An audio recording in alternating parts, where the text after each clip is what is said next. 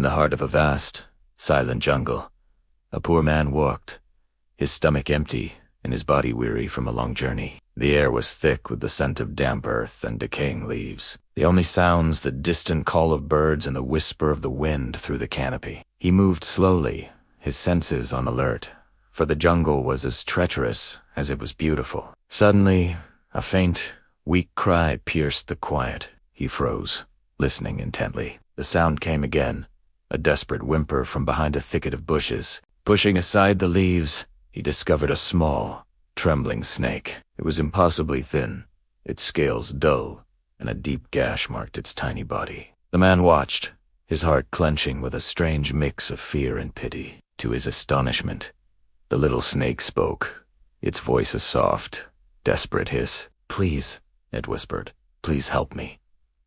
The man took a step back, his hand instinctively reaching for the sturdy stick he carried. A talking snake. This had to be a trick, a dark magic of the jungle. But the snake continued, its words laced with genuine despair. "My mother. She was killed by humans. I am alone, and I am weak. I cannot survive in this wild place by myself. If you leave me here, the predators will find me, or I will starve. I will surely die." The raw plea in the tiny creature's voice touched the man's soul. He was a kind man, his heart easily moved by the suffering of others, even a creature universally feared. He knew the dangers. "A snake is a snake," his mind warned him. But his heart argued back. "Look at it. It's just a baby, helpless and alone." After a long moment of internal conflict, compassion won. "All right," he said softly, his voice firm with decision. "I will help you." With extreme care, he gently scooped up the injured snake, wrapped it in a piece of cloth from his bag, and carried it back to his humble home on the edge of the jungle. From that day forward, the man's life changed. He devoted himself to nursing the small snake back to health. He shared his own meager meals, mashing bits of food and patiently feeding the creature. He built a small, warm nest for it by the fireside, ensuring it was safe and protected from the cold night air. He treated its wound with herbs he gathered from the forest, cleaning it daily until it healed completely. The snake, in turn, seemed to thrive under his care. It would curl up near the hearth, its small body absorbing the warmth of the fire and the man's gentle presence. At night, it would sleep peacefully, a silent, scaly companion in the quiet solitude of the man's hut. The man, who had always been lonely, found a strange comfort in this unlikely friendship. He would talk to the snake, telling it stories of his day, his hopes, and his sorrows. The snake would listen, its head cocked, its dark eyes seeming to understand. Days turned into weeks, and weeks into months. The little snake was no longer little. It grew steadily, shedding its skin for new, vibrant scales that shimmered in the firelight. Its body thickened with muscle, and its fangs, once tiny and harmless, began to lengthen, becoming sharp, pearlescent daggers. Deep within its glands, a potent venom began to form, a silent, deadly inheritance from its ancestors. The man watched this transformation with a sense of pride, seeing the snake's growing strength as a testament to his loving care.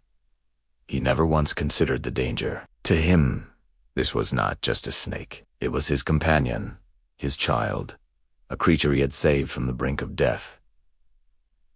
Years passed. The snake was now a magnificent creature, long and powerful, its movements fluid and graceful. It had become the man's shadow, following him everywhere he went. When the man worked in his small garden, the snake would lie coiled in the shade of a nearby tree. When he went to the village market, the snake would travel discreetly in a large basket, its head occasionally peeking out to observe the world. The villagers were terrified. They warned the man, "You are a fool. You are raising your own death." A snake's heart is always wild, its nature always venomous. But the man would just smile and shake his head. "You don't know him," he would say. "He is different. I raised him with love. There is no poison in his heart." He truly believed that his kindness had changed the snake's fundamental nature, that his love had somehow neutralized its innate deadliness. The bond between them felt unbreakable, a unique testament to the power of compassion across species. One bright morning, the man decided to venture deep into the jungle to gather firewood for the coming cold season. As always, The snake followed him, a silent, sinuous presence, gliding over the forest floor behind him. They walked for hours, deeper and deeper into the wilderness, far from any familiar paths. The man found a grove of dead, dried trees, perfect for firewood, and began his work. He swung his axe, the rhythmic thud echoing through the quiet jungle. As he worked, absorbed in his task, the snake moved slowly, circling him. It was a familiar dance, one they had performed many times. The snake would often explore the area while the man worked, its curiosity leading it to investigate interesting scents and sounds. The man paid it no mind, trusting his companion completely. He bent down to gather a bundle of chopped wood, his back turned to the snake. In that moment something ancient and instinctual stirred within the creature. There was no malice, no anger, no thought of betrayal. There was only impulse, a primal command written into its very being. With a movement too fast for the human eye to follow, the snake struck. Its sharp fangs sank deep into the man's hand. A searing, white-hot pain shot up the man's arm. He cried out, dropping the wood and stumbling backward. He looked down at his hand, at the two small puncture marks from which dark blood was already welling. He stared in disbelief, his mind struggling to comprehend what had just happened. He looked at the snake, which had recoiled slightly and was now watching him with the same calm, unreadable eyes it had always had. The venom worked quickly. A numbing weakness spread through the man's limbs. His vision blurred, and the sounds of the jungle faded into a dull roar. He collapsed to his knees, his body trembling uncontrollably. Breathing became a struggle. With the last of his fading strength, he looked at the magnificent creature he had raised from a helpless baby. His voice was a choked whisper. "Why?" he asked, his eyes filled with a profound, heartbreaking confusion. "Why did you do this? I saved you. I loved you. I cared for you like my own son."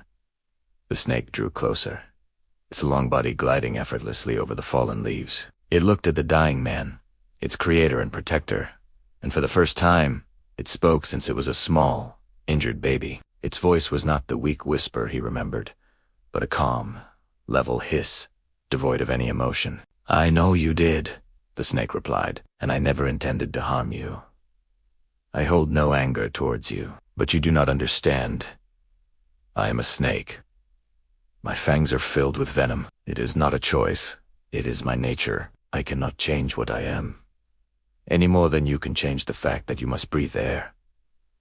As the world went dark, the man finally understood. He had poured all his love and kindness into the snake, believing it could transform the creature's essence. But he had been fatally naive. He had confused nurture with nature. His compassion, untempered by wisdom, had led to his own demise. He had believed love could conquer all, but he learned in his final, agonizing moments that love cannot remove venom. Kindness, without understanding the unchangeable nature of things, can be a deadly mistake, because a snake will always be a snake.